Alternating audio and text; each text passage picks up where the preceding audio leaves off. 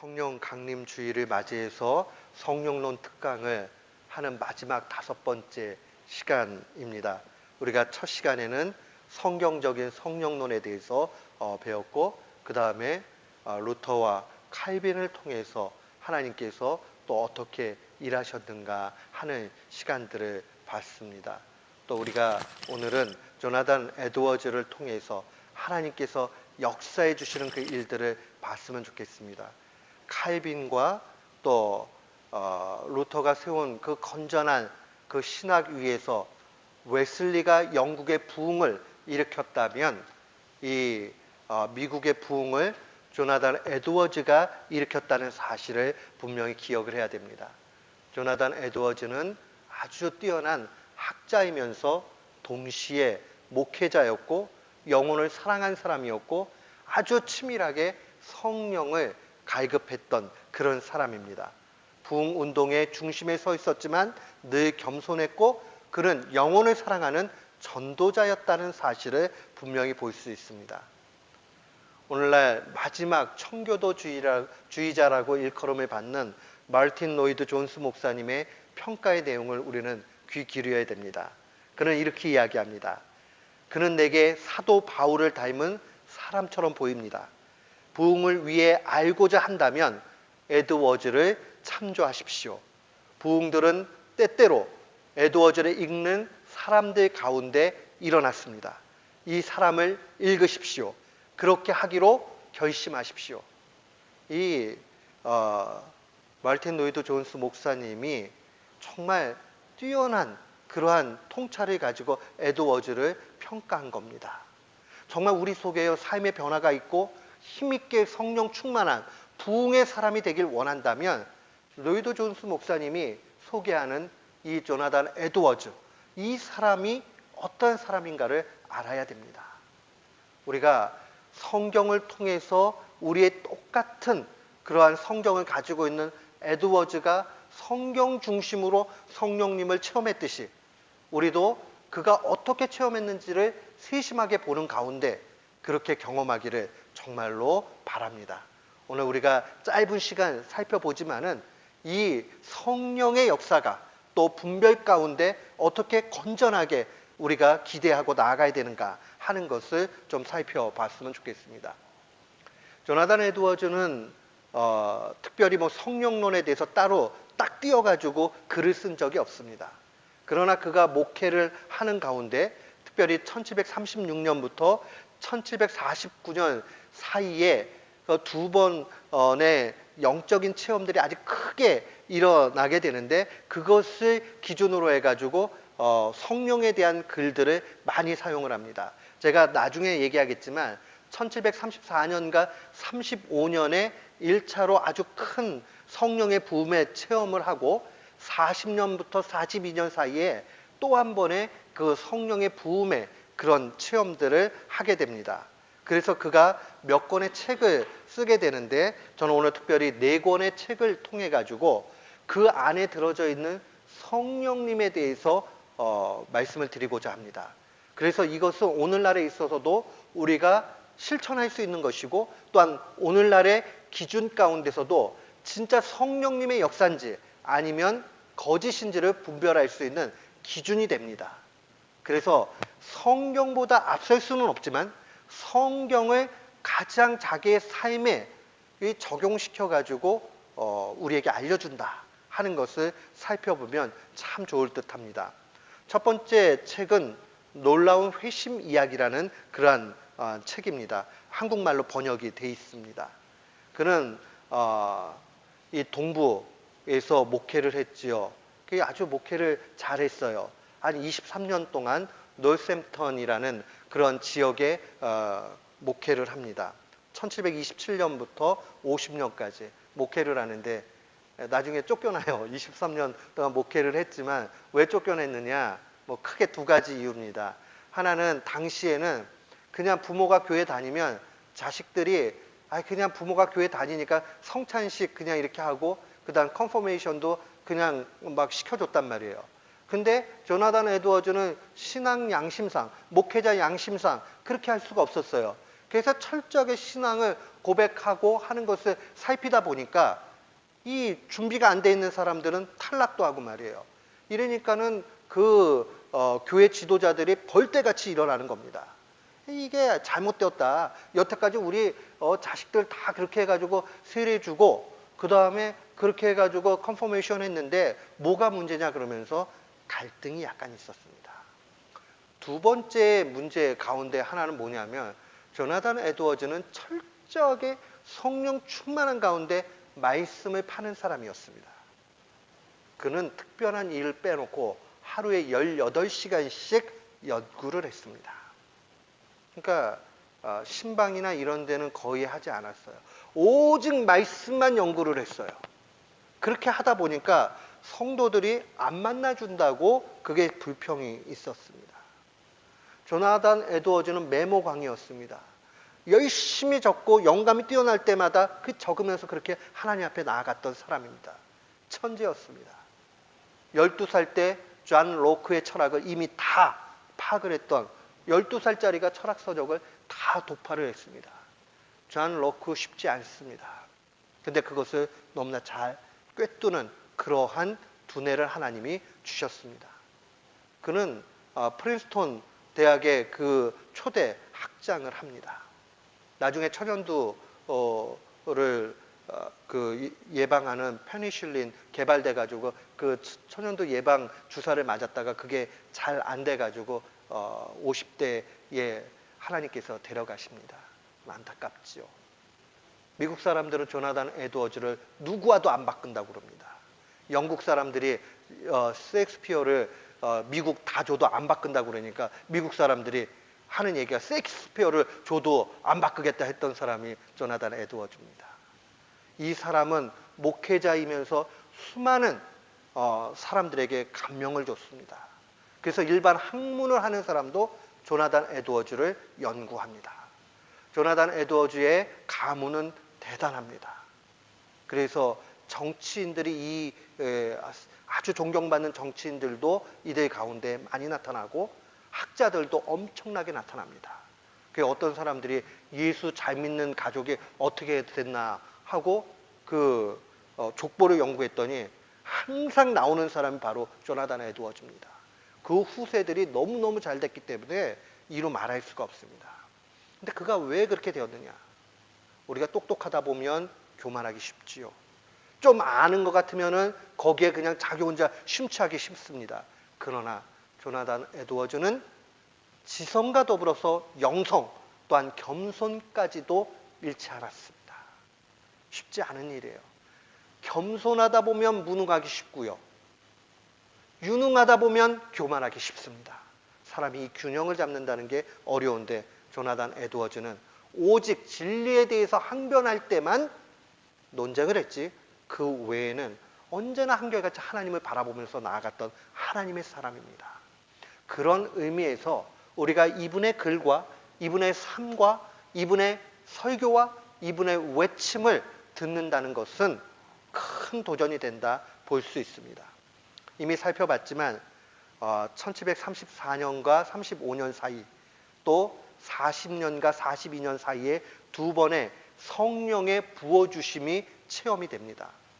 이 시골 작은 동네에서 목회를 하고 있었던 이 조나단 에드워즈, 그는 뜨겁게 하나님을 열망하고 나아갔는데 하나님께서 어느 시점에 이 10여 년이 지난 이후에 아주 성령의 강권적인 그런 은혜를 베풀어 주십니다. 그런 가운데서 성령의 부음의 특징이 나타나는데 그 내용들을 좀 제가 정리해 봤습니다. 이것은 그 마을에 있는 누구에게나 특별하게 나타나기 시작을 했습니다. 마을 사람들이 감동을 받으면서 대부분 성찬에 참여를 했습니다. 기록에 의하면 한 620명 정도가 참여했다라고 얘기해요. 성찬에. 그러면 그 마을 사람들 대부분이 한 분도 빠짐없이 그렇게 왔다는 얘기입니다. 쉬운 얘기가 아닙니다. 부흥이 나타나면서 그들이 성찬을 귀중하게 여기기 시작을 합니다. 또한 회개의 역사가 크게 나타나기 시작을 했습니다. 죄를 자복하기 시작을 합니다. 즉각적으로 그 죄에서 떠나는 사람이 나타나기도 했습니다. 성경을 부단히 사랑하면서 열심히 성경을 읽었어요. 정말 열심히 기도했습니다. 또한 묵상을 했습니다. 예배에 참석을 했습니다. 작은 모임에 열심히 참석을 하고 나아갔습니다. 심지어는요, 결혼식장이라는 건 축하하러 가가지고 사람들이 만나서 펠로우십 하는 거잖아요. 근데 그 결혼식장에도 가면 은혜 받은 얘기, 그 다음에 자기가 회심한 얘기, 이런 걸로 그 당시에 북적북적거렸다고 합니다. 더 재밌는 표현은 술집이 문을 닫고, 왜냐하면 은혜 받은 거 술집 안 가는 거예요. 목사 사택이 미어졌답니다. 은혜 받은 사람들이 그 받은 은혜를 목회자와 나눠야 되고 점검을 받아야 되고 하니까 그 목회자가 목회를 준비를 못할 정도로 그렇게 불과같이 일어나는 일들이 그들 가운데 있었습니다. 우리도 한번 생각해 봐야 됩니다. 나 하나님의 말씀을 자꾸 읽고 싶다, 알고 싶다, 그 다음에 묵상하고 싶다, 기도하는 시간이 너무 사모한다. 그러면 성령의 역사가 나타나는 겁니다. 근데 자꾸 기도는 해야 되겠는데 그냥 대충 해도 되지 않아? 오늘 또 금요일인데 예배 가야 되나? 만약에 그런 마음이 든다 그러면 내 지금 성령 충만함에 뭔가 문제가 있지 않은가 점검해 봐야 됩니다. 보면 모이기에 힘씁니다. 그리고 교제했을 때에 그 능력이 나타납니다. 제가 종종 설교 시간에 그런 말씀 드리죠. 그 테이블에서 일어나는 일이 그 사람의 영성을 대변한다. 교회의 수준도요, 이게 예배 드릴 때는 잘 몰라요. 수준이 있는지 없는지. 다 찬양하고 다 손들고 다 통성기도하고 그러면 잘 몰라요. 근데 언제 나타나느냐? 펠로우십 할 때 나타나요. 친교할 때 그 테이블에서 주님 얘기가 나오고 은혜 받은 얘기가 나오고 하나님이 함께 하신 그런 내용들이 많이 나오면 그게 수준이 있는 거예요. 그 테이블에 와가지고 가십하고 그 다음 정치 얘기하고 이러면 그냥 그 수준에 머무르는 거예요. 우리가 정말 성령 충만하면 언어 생활이 바뀝니다. 생각이 바뀝니다. 자꾸 주님 생각하게 되고 자꾸 예배당 오게 됩니다.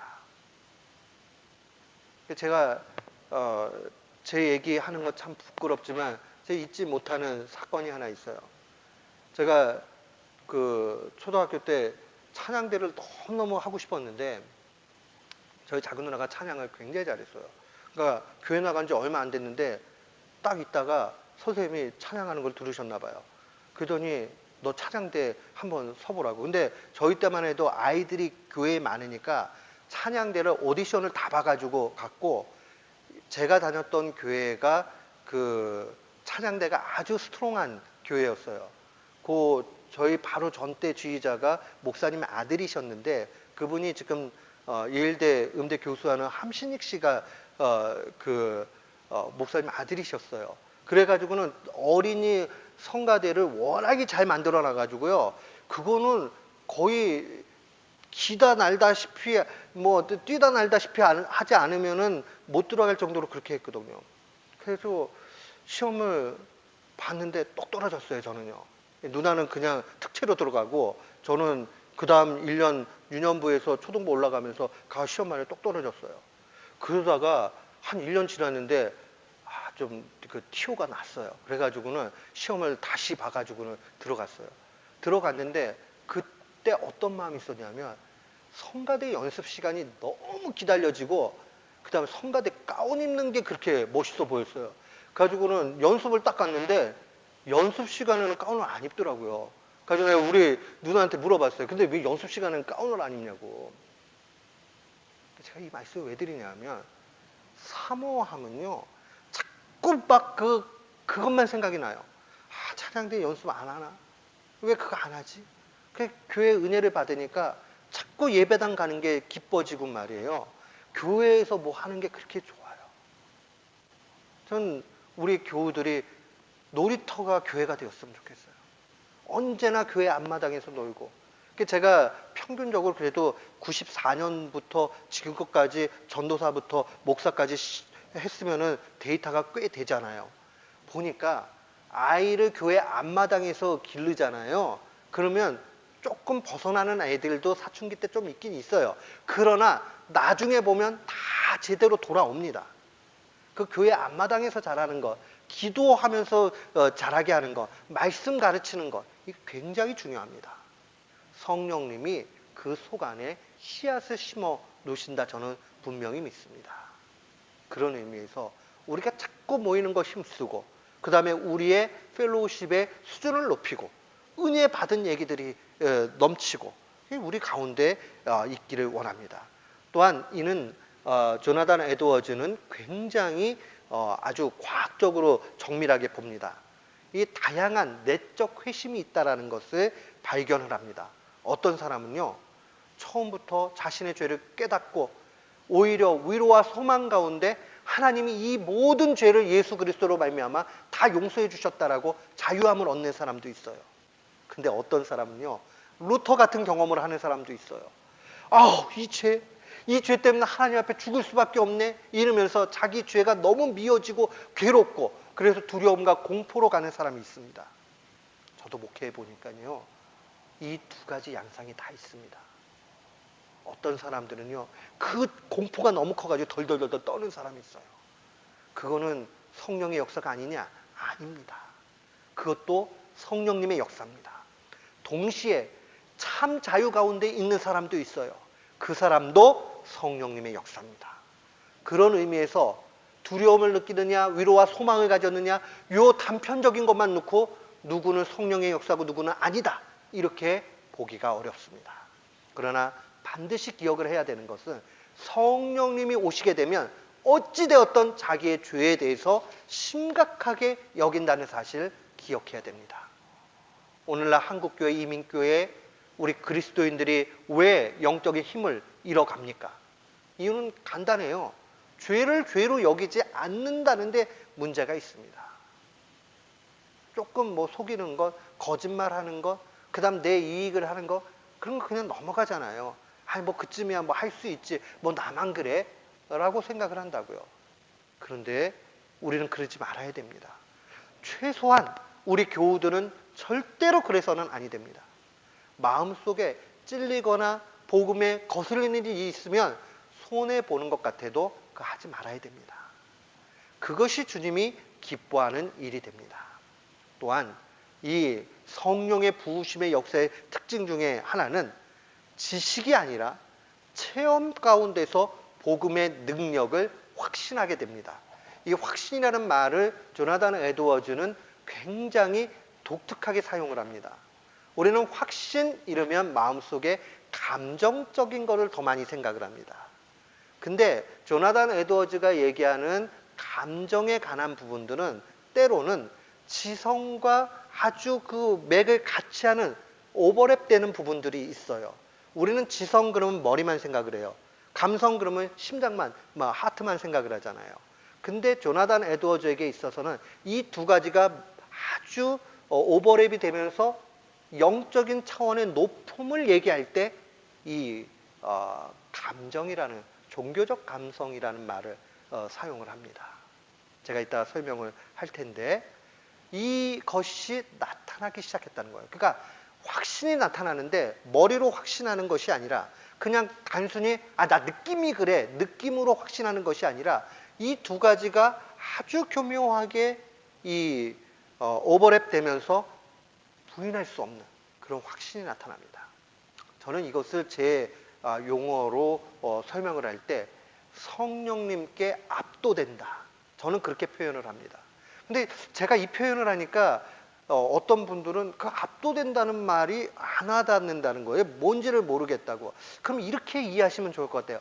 압도된다는 거는요, 부인할 수 없는 거, 어떤 근거가 있어서가 아니라 그럴 수밖에 없는 거, 그래서 부인할 수 없는 거, 그게 압도되는 겁니다. 하나님께서 만물을 창조했다. 난 만물을 창조한 거 본 적이 없어요. 그렇지만은 그냥 의심 없이 믿어지는 거, 그때 압도된 거지요. 그런 것처럼 그 확신이 분명히 그들 가운데 나타나기 시작을 했습니다. 지식이 아니라 체험에서 나오는데 복음의 능력을 체험. 복음은 사람을 바꾸는구나. 복음은 완전히 새롭게 만드는구나. 복음은 능력이구나 하는 것을 확신하기 시작합니다. 이것이 아주 큰 특징이었어요. 근데 이런 두 번에 걸쳐서 영적인 큰 웨이브, 바람이 막 그 물결이 일고 나니까 여러 가지 극단적인 일들이 나타나게 됩니다. 나중에 좀 얘기를 하겠지만 어떤 사람들은 부흥을 더 불붙여 가지고 열광주의자로 가는 사람이 있고요. 어떤 사람들은 그 부흥이 너무 감정적이다라고 하면서 비판하는 반부흥자들도 나타납니다. 이런 일들 가운데서 에드워즈는 목회자로서 고민을 해야 돼요. 어떤 고민이요? 정말 참다운 성령의 역사는 어떻게 나타나는가? 분별하는 기준을 가져야 된다고 생각을 했고, 그래서 그가 책을 하나 씁니다. 그 글 가운데 하나가 성령의 역사 분별 방법이라고 번역된 그러한 내용입니다. 1차 대각성 운동은 1739년에서 41년까지 일어나게 되는데, 영국의 순회 설교자였던 조지 웨필드가 미국으로 오게 되고 그 식민지에 그 복음을 전할 때에 한 300여 번의 설교를 했다고 해요. 그 설교 가운데 수많은 사람들이 회심을 했다고 얘기해요. 영국이 웨슬리에 의해서 막 변화가 일어나게 됐다면 웨슬리하고 처음에 같이 사역을 했던 사람이 바로 웨필드였습니다. 근데 웨필드는 미국까지 오게 돼요. 그 미국에서 또 불을 붙이고, 이미 그 미국 땅에는 이 작은 마을의 목회자였던 조나단 에드워즈가 있었고요. 그러니까 하나님의 일하심이라는 게 굉장히 다양합니다. 여러분, 이 일들은 옛날 1700년도로 끝난 것 아닙니다. 우리나라 1907년에 평양에 대부흥 운동이 일어났을 때, 그보다 앞선 10년 전에 원산에 대각성 운동이 일어나고 했던 거, 1900년도에도 동일하게 있었습니다. 이 일들은 영국의 웨일즈에서도 있었고 인도에서도 나타나게 됩니다. 제가 정확한 연대는 기억이 안 나지만 제 기억으로는 2007년과 8년으로 기억을 합니다. 우리 가까운 위튼 칼리지가 있는 위튼, 그 지역에 위튼 칼리지의 한 학생이 체프 시간에 자기의 죄를 자복하는 일들이 있으면서 성령의 강권적인 역사가 일어나가지고 한 일주일 정도 수업을 못하고 계속 집회만 했던 기억이 있습니다. 그 내용이 기록에서 제가 본 적이 있어요. 불과 10년 전 얘기입니다. 저는 성령님이 오늘도 역사하시고 우리를 통해서도 역사하시고 하나님께서 공동체를 통해서도 움직이시고 그 움직임 가운데 시대와 또한 공동체와 지역과 모든 상황들을 바꾸신다라고 확신합니다. 제가 위튼 종종 이렇게 지나갈 때 보면 여름 같은 경우에 진짜로 그 나무 그늘 밑에서 무릎 꿇고 기도하는 사람들 소심찮게 보게 됩니다. 간혹 한번 위튼 이렇게 가보세요. 진짜 작은 골목마다 거의 교회들이 있습니다. 교차되어 있는 지역에는 교회들이 많아요, 그쪽으로. 그리고 아주 신실한 사람들이 있습니다. 미국이 타락한 부분들도 많이 있지만 아직도 남겨둔 그런 하나님의 사람들이 있습니다. 그들 가운데 신앙의 뜨거움이 있는 사람들이 있습니다. 미국을 지탱하는 영적인 파수꾼들입니다. 우리는 어때야 될까요? 우리 역시도 그들과 같이 달려가야 됩니다. 우리가 회개하고 주님 앞에 나아갈 때에 하나님은 그 일을 이루어 가십니다. 아까 얘기한 두 가지 극단의 사람 가운데 제임스 데이븐 폴트라는 사람이 있습니다. 이 사람은 열광주의자였어요. 시기심이 많았던 사람입니다. 조나단 에드워즈가 목회를 너무너무 잘하니까 자기도 그렇게 하고 싶었어요. 그래서 더 열정적으로 극단적인 열광주의 운동을 해 나갑니다. 그러니까 조나단 에드워즈의 부흥운동은 성령의 역사를 통해서 자연스럽게 일어났는데 여기다가 쇼맨십을 더 가미한 게 제임스 데이브 폴드라는 그러한 분의 부흥관이었습니다. 그래서 이것이 너무너무 부정적인 파급 효과가 일어나고 하니까 이거 정말 안 되겠다 하니까 이제 1741년도에 예일대 졸업식에 조나단 에드워즈가 설교를 하게 됩니다. 그때에 설교한 게 요한일서 4장의 메시지예요. 그래서 요걸 기준으로 해가지고 그가 참된 부흥과 거짓 부흥을 분별하는 내용들을 이야기합니다. 거기 요한일서 4장 1절 말씀 한번 같이 읽어볼까요? 사랑하는 자들아, 영을 다 믿지 말고 오직 영들이 하나님께 속하였나 분별하라. 많은 거짓 선지자가 세상에 나왔음이라. 사랑의 사도는 언제나 한결같이 영을 분별해야 된다라고 이야기를 합니다. 그래서 그는 소극적인 의미에서 이거는 성령의 역사로 보기 어렵다 하는 것을 제시합니다. 그 중에 첫 번째가 비범한 사건이 모두 성령의 역사로 볼 수는 없다는 거죠. 제가 지난주에 말씀 가운데 얘기했지만 저도 그 현장에 있어서 봤어요. 기도하니까는 그 아말감 이빨이 금이빨로 변했습니다. 근데 그 변해가지고 그렇다고 해서 그게 성령의 역사라 비범한 일이죠. 그러나 그렇게 볼 수 없다는 겁니다. 또한 신체적인 반응들, 어떨 때는 전율이 느껴지게 되고 눈물을 펑펑 흘리고 이런다고 이거 다 성령의 역사로 볼 수 없습니다. 제가 중고등학교 시절입니다. 그때 한참 수련회를 가면 마지막 밤에 기도하는 것이 프로그램으로 정착이 돼 있었습니다. 그리고 찬양을 부릅니다. 두 손을 높이 듭니다.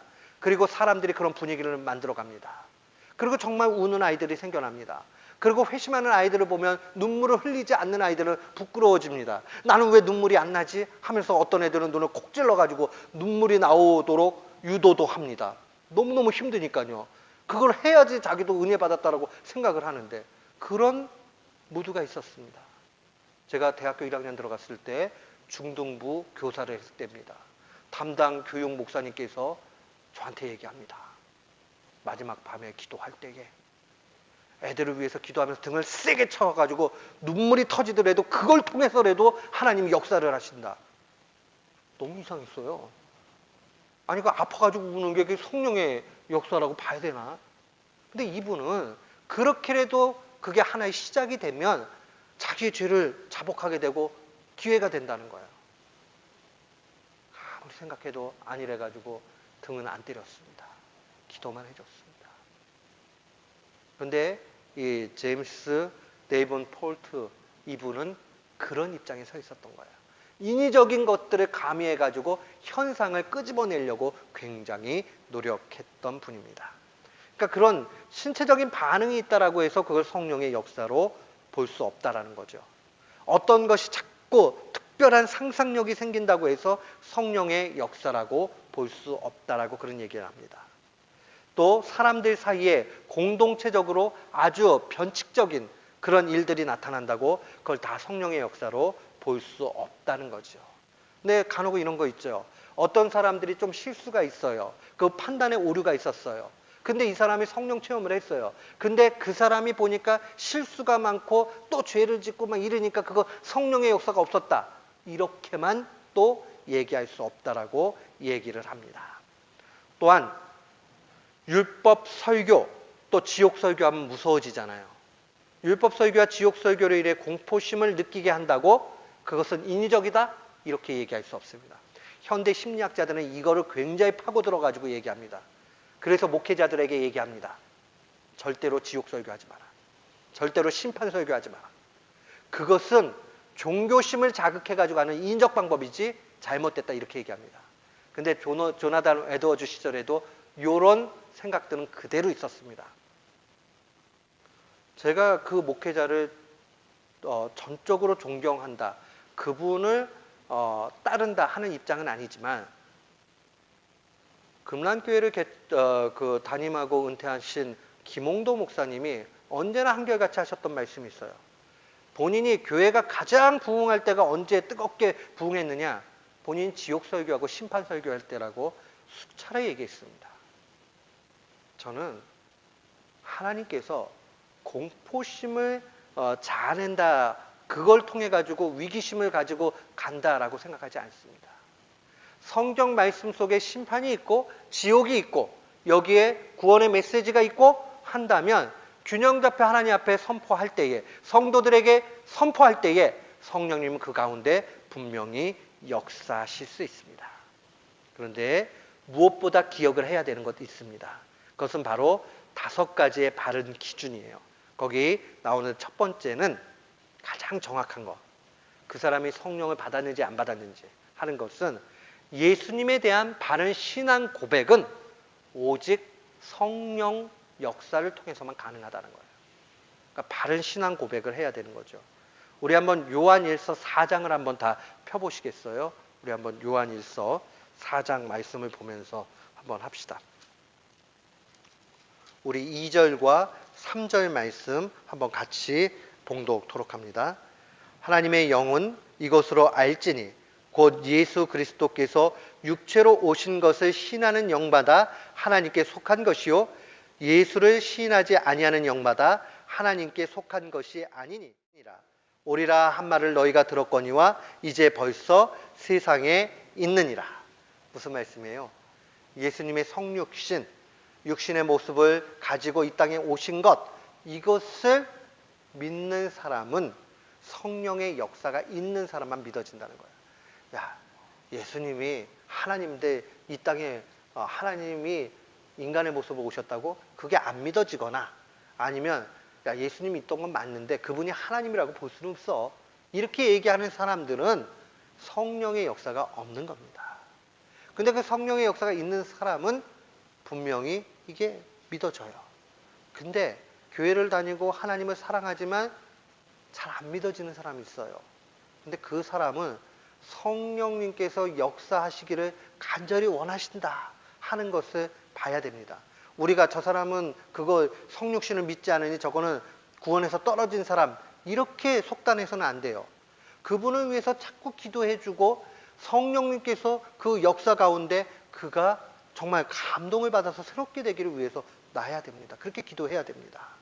그러니까 꼭 포기하라고 얘기하는 것이 아니라 우리가 확증할 때에 예수님을 정말 이 땅 가운데 오신 분으로 그렇게 고백할 때 성령이 그 속에 계신 겁니다. 또한 4절과 5절 말씀 한번 같이 읽어봅시다. 자녀들아 너희는 하나님께 속하였고 또 저희를 이겼나니 이는 너희 안에 계시니가 세상에 있는 이보다 크심이라. 저희는 세상에 속한 고로 세상에 속한 말을 하며 세상이 저희의 말을 듣느니라 라고 증거합니다. 세상은 우리에게 뭘 얘기하죠? 쾌락과 많이 버는 것과 그 다음에 누리는 것을 이야기합니다. 그래서 세상은 죄에 대해서 말하지 않습니다. 그런데 죄에 대해서 깨닫게 되고 회개가 나타나게 된다면 아, 이것까지도 죄구나, 내 속에 있는 탐심까지도 죄구나 하는 것을 자꾸 죄를 많이 발견하면 발견할수록 그 사람은 성령 충만한 사람입니다. 야, 뭐 그런 것까지 회개를 하냐, 이렇게 얘기하는 사람은 성령의 은혜를 덜 받고 있는 겁니다. 근데 성령의 은혜를 많이 받고 있는 사람은 아주 작은 거, 누구나 넘길 수 있는 것도 찔림이 오고 괴로워집니다. 아이고, 내가 신호를 또 내가 이거 더 신경을 써가지고 했어야 되는데 신호를 위반했구나. 아, 이거 내가 잘못했구나. 남들 다 위반하고 다 그래요. 그래도 내가 잘못했구나 하고 찔림이 오고 깨달음이 오고 하는 사람, 성령 충만한 사람입니다. 하나님의 사람이었던 분들, 방지일 목사님, 박윤선 박사님 다 한결같이 하셨던 말씀이 이 기도는 죄를 발견하는 현미경이라고 했습니다. 현미경 보세요. 그 작은 거 그냥 눈으로 봤을 땐 모르는데 현미경으로 보면은 커 보이잖아요. 그리고 그 얼마나 그 많은 것이 보입니까? 자꾸 성령 충만하면 기도하는 가운데 죄가 발견됩니다. 그러니 죄를 많이 발견하는 사람, 회개가 큰 사람, 그 사람이 은혜 받은 사람입니다. 저는 세상에 별로 사람을 무서워하는 성격이 아닙니다. 근데 제가 정말 무서워하는 사람이 있습니다. 저는 두 종류의 사람을 정말 무서워합니다. 그래서 어린아이라고 해도 저는 두 종류의 사람에 대해서는 제 의견을 많이 내세우지 않습니다. 첫 번째 사람은 온유한 사람입니다. 제가 온유하지 못하기 때문에 그 따뜻하고 그 온유한 마음이 있는 사람 보면 저는 참 무릎이 저절로 이렇게 꿇게 되고 고개가 숙여집니다. 근데 제가 드리고 싶은 말씀은 이 두 번째 사람입니다. 저는 대화 중에 자신의 연약함과 죄를 고백하는 분들을 만나게 되면 얼마나 찔림이 크게 오는지 몰라요. 나는 저렇게 고백 못하는데. 회개를 하고 사람 앞에 자기의 연약함을 얘기하고 힘들어하고 죄와 싸우는 사람을 보면 그 사람을 정말 존경하지 않을 수 없습니다. 사랑하는 성도 여러분, 우리 교우들은 우리 그렇게 살아갔으면 좋겠습니다. 제가 존경한다고 얘기하는 죄를 자복하는 사람, 그 사람들이 우리가 되었으면 좋겠습니다. 오늘 이 밤에 우리 결단합시다. 내 자신이 정말 죄를 스스로 고백하는 사람. 그게 너무 부끄러워서 사람 앞에 못한다 할지라도 하나님 앞에는 죄를 찾아내는 사람, 날마다 잠자기 전에 내 죄를 찾아내는 사람, 그 사람 된다면 얼마나 귀한 사람이겠습니까? 또한 6절 말씀 한번 우리 같이 한번 읽겠습니다. 우리는 하나님께 속하였으니 하나님을 아는 자는 우리의 말을 듣고 하나님께 속하지 아니한 자는 우리의 말을 듣지 아니하나니 진리의 영과 미혹의 영을 이로써 아느니라. 자, 보십시오. 사도들의 가르침을 듣느냐 안 듣느냐가 중요합니다. 오늘날로 얘기하면 하나님의 말씀을 듣느냐 안 듣느냐가 중요합니다. 그러니 하나님의 말씀인 성경에 대한 지대한 관심이 있는 것, 그것이 바로 성령 충만한 증거입니다. 아이고, 나는 성경이 너무 헤어질까봐 가보로 남기기 위해서 그대로 놓고 있어요 하면 큰일 납니다. 정말 가보로 남겨주고 싶으시면요, 저 옛날 목사님들 손때 묻어가지고 있는 성경책 한 권 가지고 있는 것도 있습니다. 그 목사님이 얼마나 손때가 묻었는지 가죽을 몇 번을 하고 이 끝에가 다 이렇게 낡았어요. 오늘날에는 성경책 구하기 너무 쉬우니까 저만 해도 성경책이 아주 많이 여러 권이 있어요. 그러니까 이것도 봤다 저것도 봤다 그러니까는 그렇게까지는 아니에요. 근데 옛날에 성경책 한 권이 지금과 같이 이렇게 많이 나오지 않았고, 저는 성경책 처음에 교회 나가고 얼마 안 지났는데 저희 부모님이 저희 누나들하고 3권 사주셨어요. 근데 그게 너무너무 좋고, 근데 성경책을 찾는 법을 몰랐어요. 근데 누나가 어디서 배워가지고 왔어요. 그래가지고는 셋이 앉아가지고 갑자기 몇 장 몇 절 이렇게 해가지고 빨리 찾기 막 이런 거 했어요. 그냥 할 일이 없어가지고. 그래가지고 성경을 빨리 찾을 수 있게 그렇게 됐었는데, 그때 그 감격을 잊을 수가 없어요.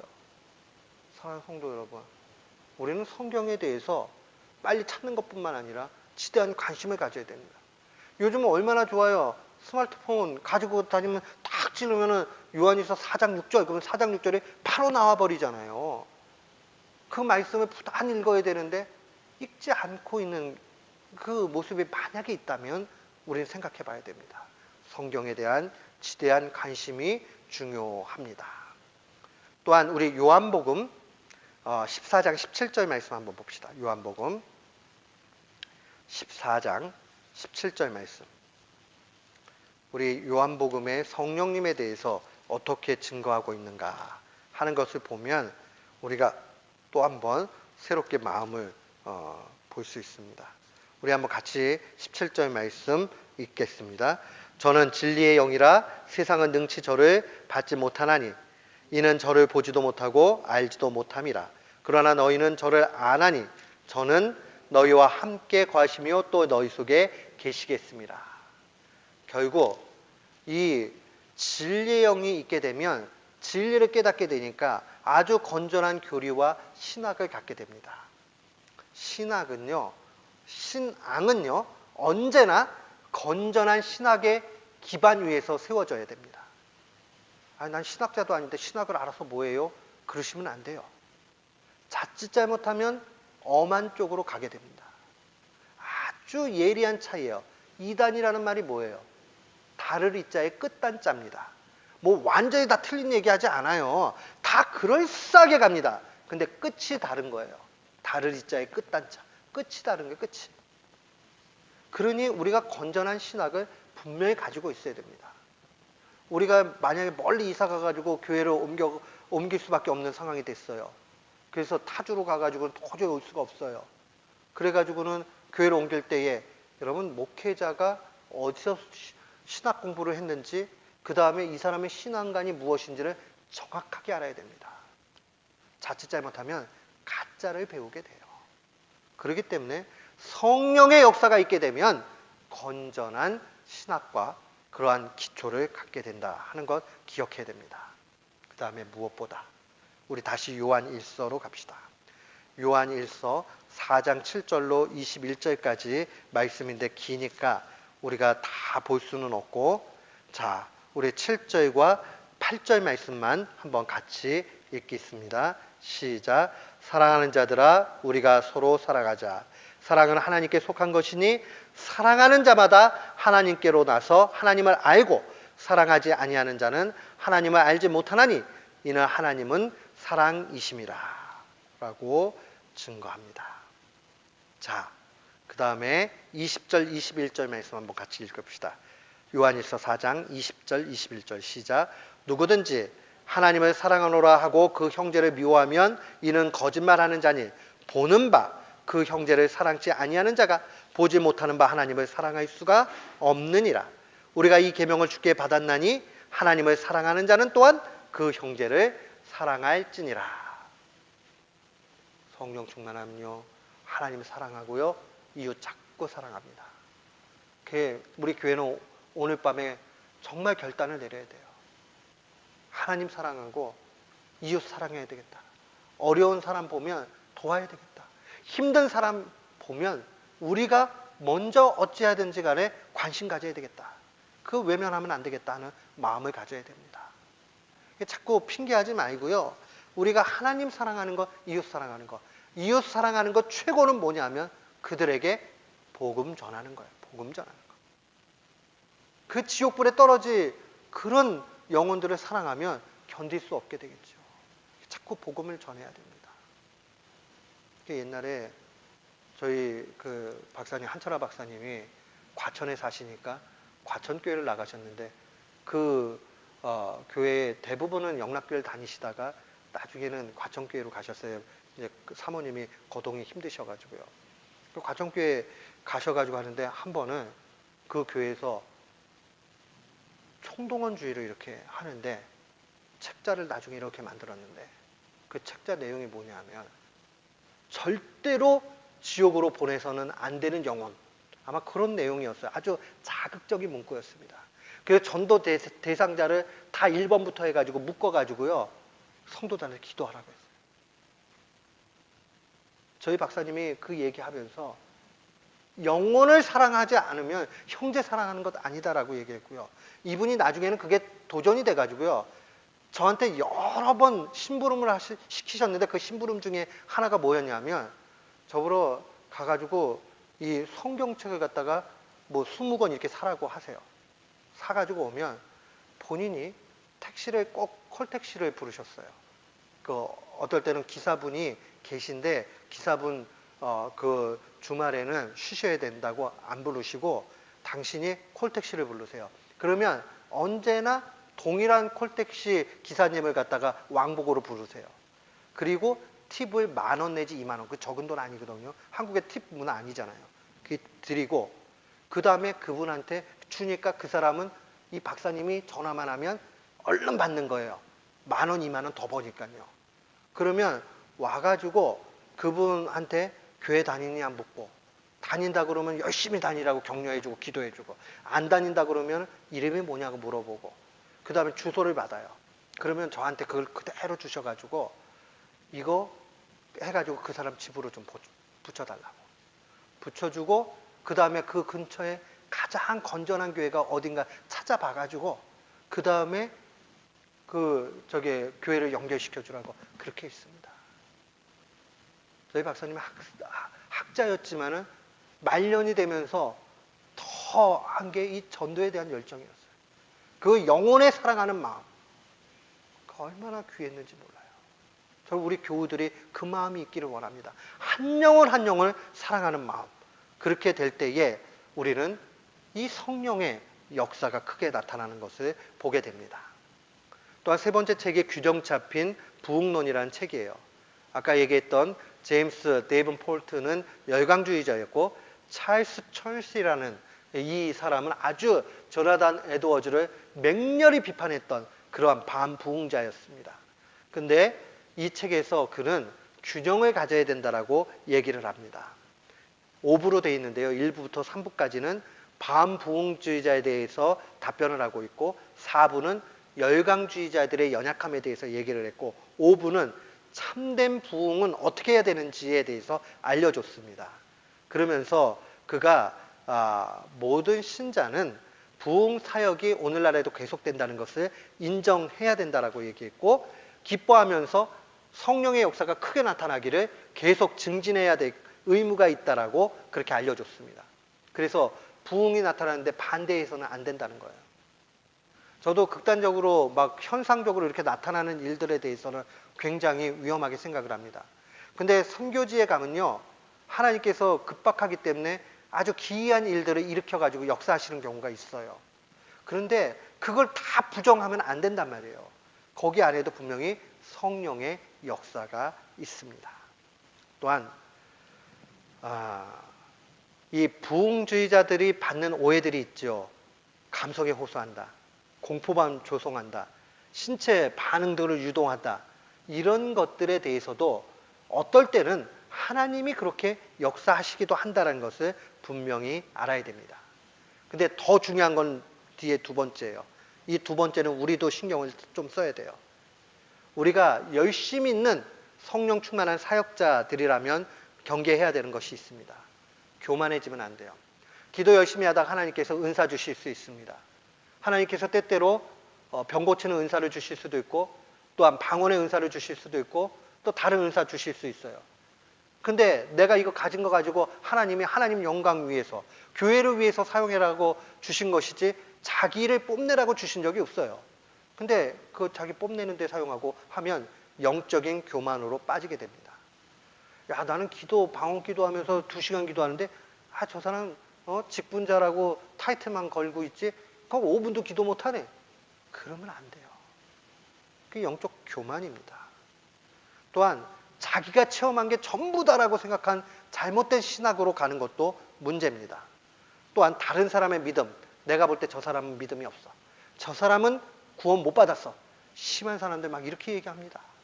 그거에 대해서 경계해야 됩니다. 부흥을 갈망할 때에 기도와 금식에 힘써야 됩니다. 옛날 부흥사들은 이런 얘기했어요. 금식은 여러분 보세요.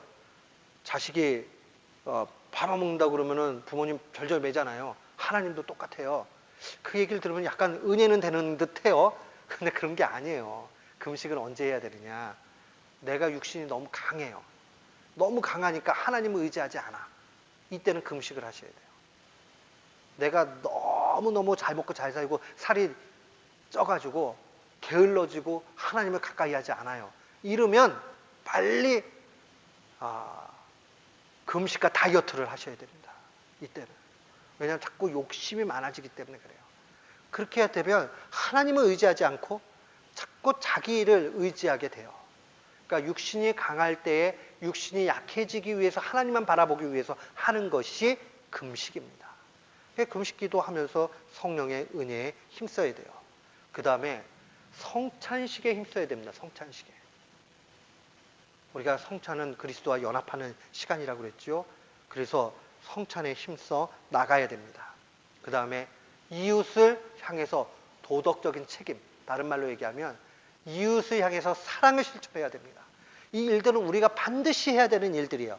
이럴 때 성령 충만해지는 것을 더욱 큰 부흥으로 느끼게 됩니다.